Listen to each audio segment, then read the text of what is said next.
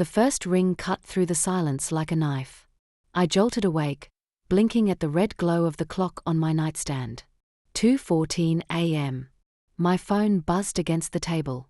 I reached for it, half asleep, and froze. The name on the screen didn't make sense. Emily. For 3 years, I had trained myself not to expect that name again. Not on a birthday card, not in the mail, not in a text. My daughter was gone. Buried. And yet, here she was, calling me in the middle of the night. I didn't answer. Couldn't. My throat locked up as the phone vibrated in my hand. The ringing stopped, and I let out a shaky breath. But before I could set it down, the phone lit up again. Same name. Same number. This time, I pressed accept. At first, there was nothing. Just static, faint, crackling, alive in my ear. I whispered, "Hello," and my voice didn't sound like mine. It was too small, too broken. Then, out of the static, a whisper. "They're coming." I sat bolt upright. The words were quiet, but clear. Not a child's voice, not exactly, but familiar in a way that sent chills racing through me. "Who is this?" I demanded, my heart hammering so loudly I could hear it in my ears. No answer. The line cut. The silence in the apartment was unbearable. I stared at the phone, waiting, willing it to ring again. My hands shook so badly I nearly dropped it. It had to be a sick prank. Someone had taken over Emily's old number. That was the only explanation. I tried to tell myself that, but the lie didn't hold. Because of one detail, one thing a stranger couldn't possibly know. When Emily was little, we used to play hide and seek. She would tuck herself into the narrow space between the couch and the wall, her hair falling into her eyes, and she'd whisper those same words whenever I got close. "They're coming." No one else had ever heard that. Not her father. Not my friends. Just me and her. My pulse raced as I gripped the phone like a lifeline. Who had just whispered it? Why now? Why use my dead daughter's name? And the question burned hotter than any fear in me. Was someone trying to scare me, or was someone trying to save me? The next morning, I told myself it had to be a dream. A grief-stricken hallucination. Nothing more. But when I picked up my phone, the call log was still there. 2:14 a.m., incoming call, Emily. The proof sat in my hand, heavy as stone. I couldn't ignore it. If it was a cruel prank, I needed to know who would do something so vile. If it was more than that, I didn't even want to finish the thought. I dialed the number back.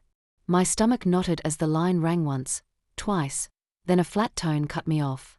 Number not in service. That didn't make sense. At work, I couldn't concentrate. My hands trembled as I typed, my mind replaying that whisper on a loop. I stared at the phone on my desk, half hoping it would ring again, half praying it wouldn't. By lunch, I caved and called my friend Melissa. She was one of the few people who'd stood by me after Emily's death. I lowered my voice as I explained what happened. Her reaction was immediate. "Steph, it's not real. You've been under so much stress. Your mind is playing tricks on you." But the call log, I tried to protest. "Grief does things," she cut in gently, but firmly. "Delete the number. Don't torture yourself." Her voice was kind, but I heard what she wasn't saying. "You're losing it." That night, I didn't sleep. I sat in the dark living room, staring at my phone, waiting. Hours crawled by. Midnight passed. 1 o'clock. Nothing. At 2:14 a.m., the ringtone shattered the silence. My heart slammed into my ribs. The screen glowed. Emily. This time, I answered before the second ring. "Who are you?" I demanded. A pause. Then the same faint crackle of static. And a voice, low, hurried, tense. "You're not safe. They're watching." My skin prickled. Who's watching? What do you want from me? But the call dropped. I stared at the black screen, pulse thundering, and realized something with terrifying clarity. This wasn't about grief or hallucinations. Someone out there wanted me to hear these calls. Someone who knew enough about my daughter to break me open, while warning me of a danger I couldn't yet see. And the bigger question now clawed at me. Who was watching me, and why did they want me gone? I couldn't live another night waiting for the phone to ring. If someone was watching me, I needed to know who. The next morning, I called the phone company. The rep put me on hold, transferred me twice, and finally returned with an answer that made my stomach turn. There's no active line under that number. It hasn't been in service for years. Years. The very day Emily died, her line was disconnected. My hands went cold as I thanked the rep and hung up. Someone had found a way to mimic her number. Someone had chosen it deliberately. That evening, I sat in my car outside my apartment, scanning the streetlights, the parked cars. Everything looked normal, but I felt eyes on me. My pulse wouldn't slow.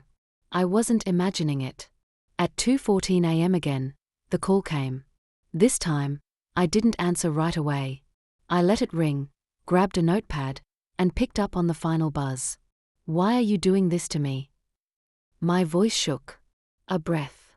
Then, "Because you need to know the truth." "What truth?" Static. Then a word, clear and sharp. "Family." The call ended. I stared at the notepad, the word scrawled in shaky letters. Family. My first thought was Melissa's warning echoing in my head. Stress, tricks of the mind. But my second thought was worse. Family meant someone close to me. Someone who knew Emily. Someone who knew me. The next day, I drove to my parents' house. My mother fussed over the kettle, pouring tea, while my father sat quiet in his chair. They looked the same as they had for years, ordinary, steady, safe. But when I mentioned the calls, my father's hand twitched against the armrest. Barely noticeable, but I saw it. He didn't ask what number. He didn't ask what was said. He just muttered, "You shouldn't answer." I froze. How do you know what was said? He didn't meet my eyes. My mother clattered cups in the kitchen, pretending not to hear. Something hot and cold twisted in me at once. The truth was closer than I'd wanted to believe. If my father knew something, then the danger wasn't just faceless strangers. It was inside my own bloodline.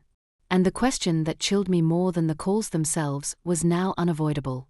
What secret was my family hiding, and why were they willing to destroy me to keep it buried?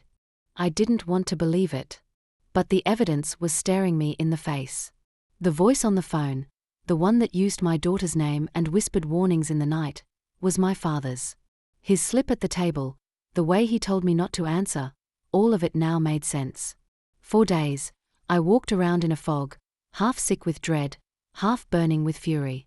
My own father had chosen to rip open my deepest wound, using Emily's memory to control me. But why? What was so terrible that he would rather break me than face the truth? I went back to my parents' house. My mother fussed in the kitchen like always, but I noticed her eyes darting toward my father, as if waiting for permission to speak. He avoided my gaze, flipping through the newspaper with a calmness that felt rehearsed. Finally, I put my phone on the table. I pressed play. His voice, flat, undeniable, filled the room. "Emily didn't die the way you think." My mother dropped the spoon she was holding. My father's face turned hard. "You shouldn't have recorded that," he said quietly. "Then tell me the truth." I shot back. "What happened to her?" He leaned back, his jaw tight, eyes cold. "I owed money. A lot of it. They threatened the family. That night, your daughter's accident wasn't an accident. They sent a message. And I covered it up so we'd survive." My chest caved in as if the air had been punched out of me. "You let me believe, all these years, that it was random." "It was better than knowing the truth," he snapped. "You wouldn't have been able to live with it. But you could." My voice rose, sharp, trembling. "You could use her number, her memory, to scare me into silence? To keep me from digging?" His silence was my answer. My mother finally spoke, her voice breaking. "He thought he was protecting us, Stephanie. He thought scaring you was safer than letting you find out what they did." But the words didn't comfort me. They burned. Protecting me? No. He had protected himself. He had traded my daughter's dignity for his own survival, and then tried to chain me with lies. I stood up, my chair scraping against the floor. I'm done being quiet. His eyes narrowed. If you go to the police, you'll destroy this family. No, I said, my voice steadier than I felt. You already did. The next hours passed in a blur. My hands shook as I walked into the police station, but I didn't turn back. I gave them the recording. I told them everything. And when I left, the weight I carried for 3 years, grief twisted with confusion, shifted. Lighter. Not gone, but no longer suffocating me. That night, I sat alone in my apartment. The phone was silent at 2:14 a.m. For the first time since the calls began, I felt peace in the silence. Emily was gone. But she wasn't lost. She lived in me, in my refusal to be silenced, in the strength it took to face the truth. I whispered into the darkness, my voice firm now, not afraid. They're coming. But this time, the words weren't a warning. They were a promise, because I was ready for whatever came next.